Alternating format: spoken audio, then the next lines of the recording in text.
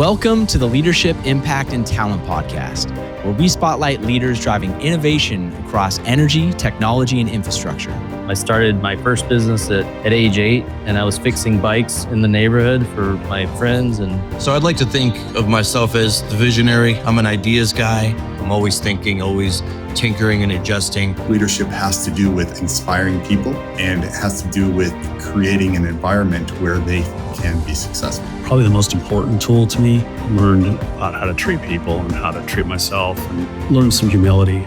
Stay nimble, get a team around you so that you can focus in on what your core competencies are, which for you, you're a builder. So you need to go and build. You know, if you do the right thing and keep your clients at the center of what you're doing and measure that value, right? Make sure that you're delivering that. You know, a lot of other things will fall into place. What's that one piece of advice that you'd give? Work hard and don't take no for an answer.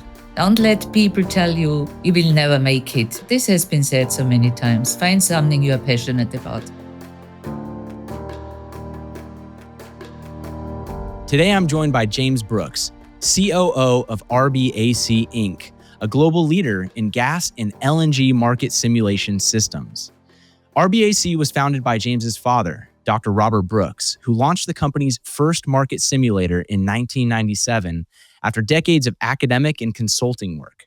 Dr. Brooks still serves as RBAC's CEO, while James leads day-to-day operations. Together, they've grown RBAC into a trusted platform, powering energy market decisions across North America and around the globe. James has been instrumental in expanding RBAC's global footprint, growing its team, and preparing the company and its clients for a rapidly evolving energy future.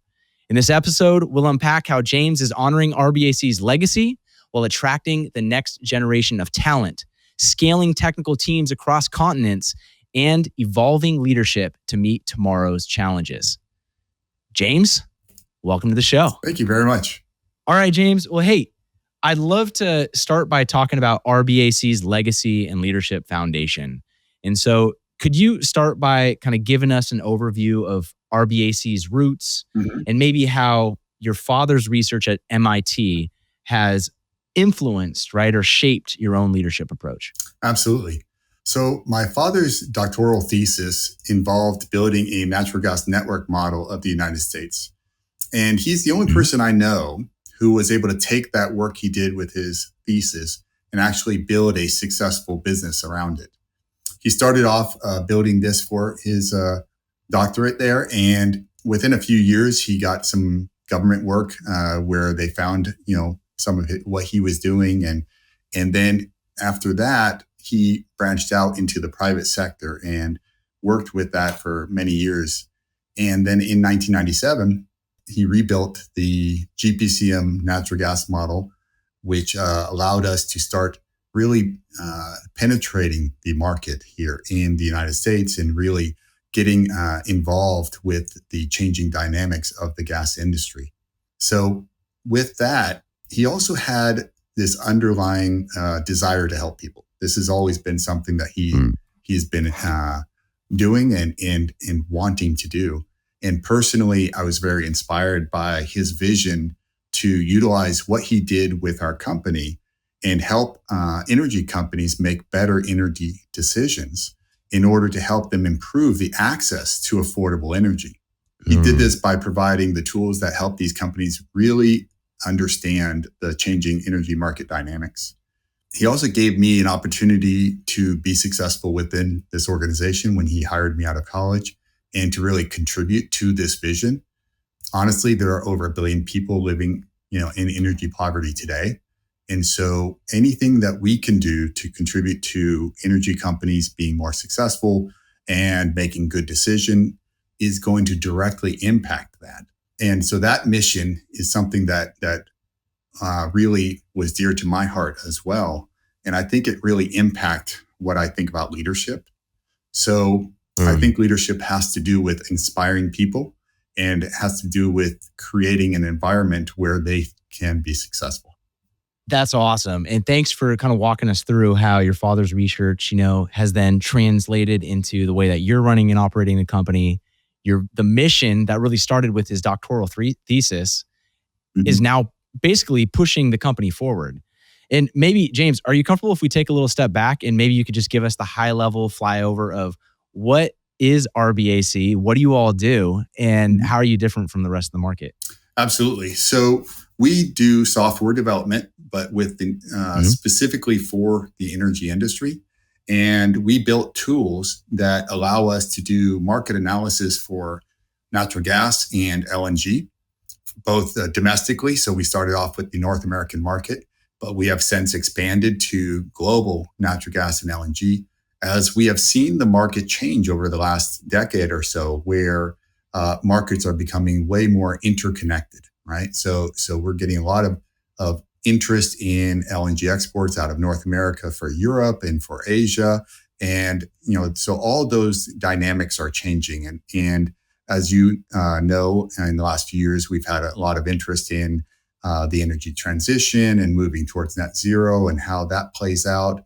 We also looked at things such as hydrogen and all of these different components of the energy industry. And so, what we wanted to do is keep really in pace with what's happening, in the market, so we can really understand how these dynamics are changing and how we apply that to our tools. Right? And then we license those tools out to the various companies, which they do their market fundamentals analysis. And then, of course, as we said, hopefully are making better energy decisions. Because, again, just to reiterate the kind of the mission, the underlying mission of the company is we want these companies to really succeed so that they can bring energy to the world, and really address what I think is a true existential crisis on this planet, which is energy poverty.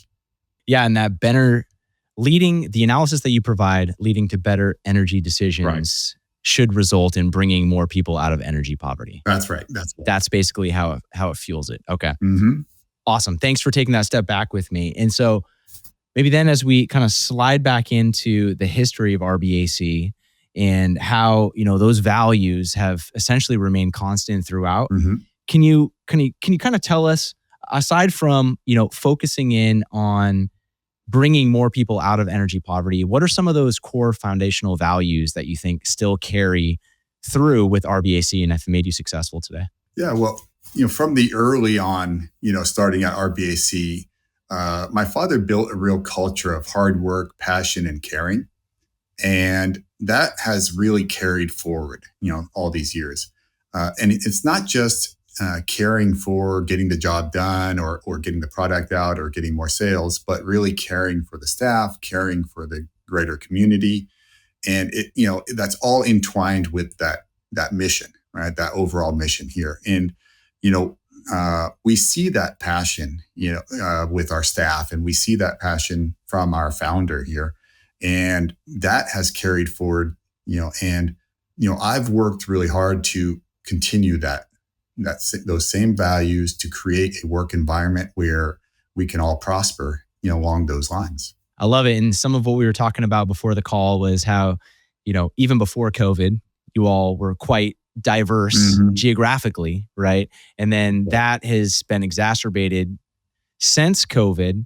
And maybe that's an element of how you contribute to developing a hardworking, passionate, and caring atmosphere. But is that kind of how you've taken the model and then brought it forward? I mean, how do you live out those values and make that a reality for your culture? Yeah, I mean, certainly COVID was a big challenge, for many organizations, and it was a big challenge for individuals, right? You have a set routines that you've lived with. You're used to going into the office, or your kids are able to go to school and you can get your work done, all these things, and all of those dynamics changed. And it presented us with those challenges, but also some opportunities, right? And those opportunities allowed us to, as we moved and got more comfortable with remote working, we were able to allow more of our staff to work remotely. We were able to hire more people from different parts of the country, even globally as well. And then that in turn really helped people balance their family and work dynamic. because it's an unfortunate thing, but in a lot of ways that can be a very hard thing on a person where they're very focused on work and then they have some suffering with the time needed to spend with the family, but also it can go the other way around, right? It's great. You can spend a lot of time with your family, but you still have that work and you still have to be able to get the job done. And so in a way, this has allowed us to, create a very nice balance there. But also with that, now you've got a very good working environment. And so it allows people to be able to get their work done. It allows people to be happy about their work and be productive. And then, of course, we all have this desire for each other to succeed and to grow and to advance themselves personally as well as professionally. Yeah, I love that flexibility. And that's probably, I would imagine, one of your positions as RBAC to help, your company stand out to the next generation of talent, right? You do offer that flexibility. There is that opportunity to work remotely. You now have a global talent pool, which is obviously going to allow you to find talent elsewhere and then expand it in new markets. Now, I'm curious, as you've expanded globally and now you have a global team, has that come with any downsides, right? Like, what are the leadership difficulties when you have a team that goes from, say, being centered in LA like you were for a significant portion of time to now you're managing a team that's global? The biggest downside, I would say, is time zones, to be honest with you. But if you've got the right setup and you've got the right people in place, I think there's not a lot of downside to doing this. The way that we've operated and we have a lot of trust in our staff and we work very, very well together. We are the true definition of what a team is.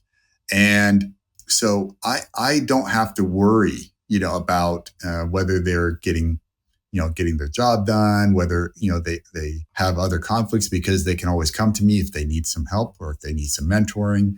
And I'm always making myself available to them. And that's same goes for our CEO, Dr. Brooks, because we all have vested interest in each other. We all want each other to succeed. And so having that open line of communication and making it very safe to come to us for help with work or other issues that maybe is on their mind. I think that we've built that. That's part of our culture. And I think that's very important. So even though you're geographically diverse, right, or dispersed, you still maintain that quasi, quote unquote, open door policy. You're available when they need you. If they need your help, they need your support, they need training, they need guidance, you're there for them no matter what. Absolutely. I don't think that you can be successful in leading a group unless you have that open door policy, right? And we know that in life and in our energy industry here, a lot of things are happening and good and bad, and so finding that right balance and making yourself as a leader available to help people to accommodate some things sometimes, right? That gives them peace of mind, but it also creates a want to be here and a want to be successful and to contribute. So beyond just the day-to-day stuff, I think we've been very, very lucky in our staff because they like the culture, they like the underlying mission. They do see how we are providing tools and we are providing services that can contribute to energy companies being more successful themselves and contributing to overall ending energy poverty. And I think per your question earlier, this is something that makes RBAC really stand out. And this is when you have young people and young talent who are very interested in the world and very interested in people. That is something that resonates with them. And I think that that gives us, a big pool of people that we can, talk with and recruit and work with in various ways. Not everybody works well in an environment like yours. So I'm curious, are there certain characteristics that you look for when you're hiring your next, analyst, database engineer? What are you looking for when you're hiring great talent? That's a great question. So, first I want to just say, this next generation has grown up with access to advanced computing technology, high-speed internet. Now even AI platforms are available to them. So they're having access to all these tools at such a young age. And it has produced a lot of talent and a lot of potential to be great. There's no question about that. However, there are certain qualities that set apart, let's say, a great leader from a great worker, right? So a great worker might be really driven to go the extra mile to succeed. But a great leader is one that not only is driven to succeed, but also to inspire and help others to succeed. And so when we're looking for people and we're talking with people, I think you can see, as you get to know these individuals and you see what their experience is, you see what their education level is, but then when you really get to know them, you find out, wow, these guys are really, really talented. These guys have so much potential, and we've been really, really lucky. I'm just going to have to say, everybody that I've worked with at RBAC has been a fantastic person, not just employee, but person. And so I have nothing but praise for everybody I've worked with over the years here. I can't imagine, like, you hear those stories about where there's a lot of office politics and other things going on. And I have no idea what they're talking about because I've never experienced it myself. Yeah, well, you'd mentioned before the call, right? We were talking about just org structure, right? And how when you look across RBAC, you've intentionally tried to keep it pretty flat, right? And so I would imagine in an environment like that, everybody has a direct line into, hey, this is how I contribute to RBAC's success. Would you say that's an element of what allows you to kind of operate the way that you do, and you haven't really had that sort of political synergies? I would say so. Everybody does. They know what their job is. All right. And, again, kind of going back to being a leader, of a group here, is you can't micromanage people. You can't give them a job and say, okay, you now have this job, but I'm going to tell you everything you're going to do, and I'm going to do some of it for you, and I'm going to, judge you on this and do this for you. And, it doesn't work that way, right? So really, when we hire somebody and when we work with our staff, they know what their job is. They know how that aligns with our goals as a company. And we let them do it. We let them be in charge of that job. And, that's I think a very valuable and workable way, to not only put somebody in a position to succeed, but also to continue to learn and grow and get more capabilities. And I think that is something that our staff really likes. It's nice to know that the work that you do contributes to the overall mission, right? Yeah. Quick step back question. Sure. When you're looking at your culture, right, how would you describe it? Wow. I think we have a very good culture. I've never been asked this question, like, in terms of how do you describe it exactly? But I will say this. The culture that we're in is one of success, and one that allows for success and allows for personal and professional growth. I think there's a lot of organizations that are really good at this. I'd like to count us, in that number, because, we have worked with a lot of people over the years, either directly as employees or as contractors. And we've had, again, a lot of success and a lot of good relations with all of these people. And I think they have all very much enjoyed working at RBAC or with RBAC. And so, not to toot our own horns too much, but I really think we have a very, very good and successful culture here, that allows for that, the success of all of our staff. Yeah. And it's pretty cool to hear how you've been able to keep that consistent, right? As you expand globally, Absolutely. As you expand virtually. Yeah.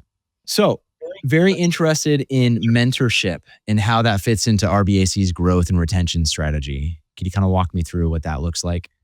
Absolutely. So mentorship is very, very important. I think that, you can't really have a very successful growth strategy if you don't have a good mentorship program, because what mentorship really does is it allows those who have come before you to pass on, their wisdom, their experience, the knowledge of what has worked and what has not worked. And then you can take that as a starting point, right?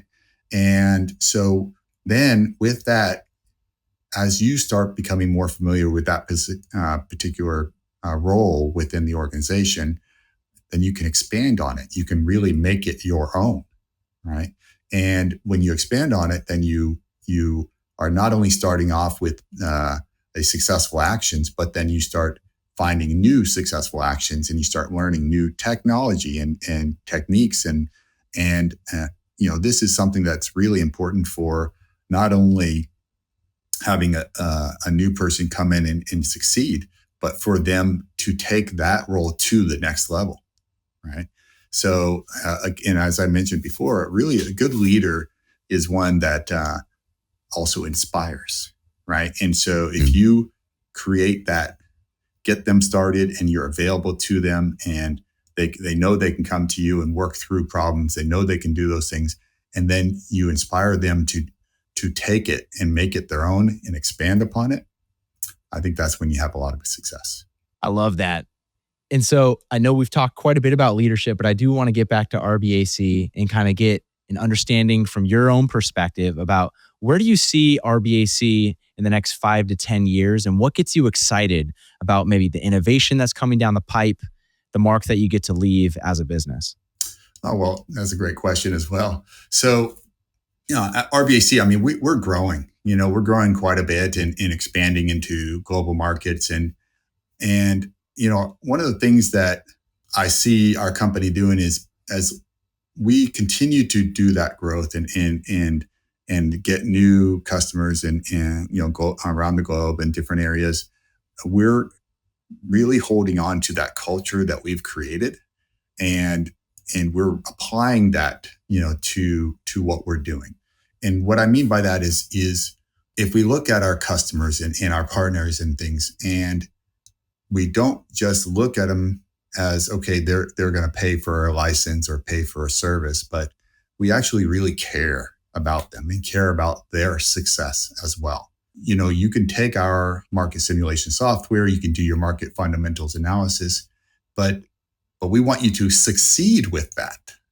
We don't want you to just, okay, they paid us, now they're off on their own. We don't look at it that way. We look at these things as partnerships with these different organizations and individuals within these organizations, because if they are successful, then that does lead right back to our original mission here, which is they're going to be giving good information and market insights to their senior management, and then senior management's going to go and make good energy decisions, right? So as we're growing over the next 5 and 10 years, as we're looking at how the market is changing, I mean, we are staying on top of these things, staying on top of new technology, staying on top of what's happening domestically, globally, geopolitically, all of these things, so that we can continue to provide these type of tools, and in turn, our customers can get a lot of market insights from them, and then of course make those good energy decisions. And then from there, as we're evolving into the future, what are some of the key capabilities that you see the next generation of energy leaders needing in a more globalized economy? I think that the general capabilities I discussed earlier, where a good leader is going to be, hardworking, they're going to be passionate, and they're going to care. I think these, are always going to apply. I think in terms of good leadership, especially in the energy industry, I think it's really important for the next generation of energy industry leaders to, one, really, really understand the energy market. And, all facets of the energy market, I think is a given, but also really understanding that energy is for people. The energy is so vital, and it brings people out of poverty. we talk about energy poverty, but energy poverty means the starvation. It means lack of opportunities. It means a lot of things, right? Things that most people take for granted. I can turn on my lights. I can be on this computer and on this podcast, and I can work and I can do all these things. And there are so many people that can't do those things. And there are people even in well-established countries who they have blackout periods, and they have times when they don't have internet access or don't have power. I mean, these things are really important issues that need to be addressed globally. And so that next generation of leaders, and I think we have a lot of people looking at it now too, but really needs to keep that in mind. It's not, energy companies, yes, they need to be profitable. They need to be able to operate and grow, but that underlying understanding that energy is for people and that they are working towards addressing, energy poverty, I think is very important. Energy is for people at the forefront, addressing energy poverty, getting more and more communities out of it. Absolutely. James, this has been an awesome discussion. I've really enjoyed hearing more about RBAC, its mission, and how from its founding, that was essentially what RBAC was all about. That's right. And still to this day, that's your core mission, Absolutely. Right? It drives everything that you do. Really awesome to hear about how you are attracting next generation talent, trying to keep a global talent pool open to RBAC as you're expanding geographically. I think before we close out, just what's one piece of advice you'd give for other leaders in the energy market looking to attract and develop top talent? I'm gonna reiterate a little bit about what I was saying here, through this call here. But one is have a company mission that is really worthwhile. A mission that is free from politics, free from agendas, but one where the goal is for everyone to win. Okay. Then create a culture that cares about each other and really wants to work towards that mission. If you can do that, I think you're going to have a successful company. And when you're talking about that in the energy space specifically, then you're going to see that we're going to actually start really addressing energy poverty on this planet. My 2 cents here, it's 2025. There's no excuse. There's no excuse that there's 1 billion plus people on this planet that don't have energy or access to energy at all, or insufficient access to energy. It is a problem that can be solved, and it should be. Well, James, you're definitely doing your part.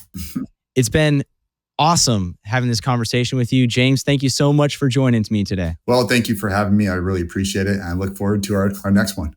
Awesome. Sounds good. James Brooks, everyone. Thanks for joining us on Leadership, Talent, and Insight.